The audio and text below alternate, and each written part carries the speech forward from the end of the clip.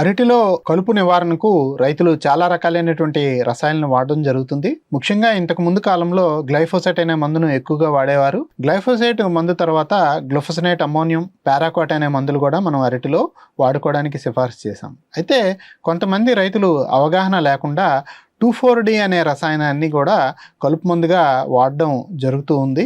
ఈ 2,4-D మందు వాడినప్పుడు లేదా 2,4-D వేరే పంటలకు వాడినటువంటి స్ప్రేయర్లను అరటి తోటలో ఉపయోగించేటప్పుడు అరటి పూర్తిగా నిర్జీవం అయిపోవడం మనం గమనించడం జరిగింది.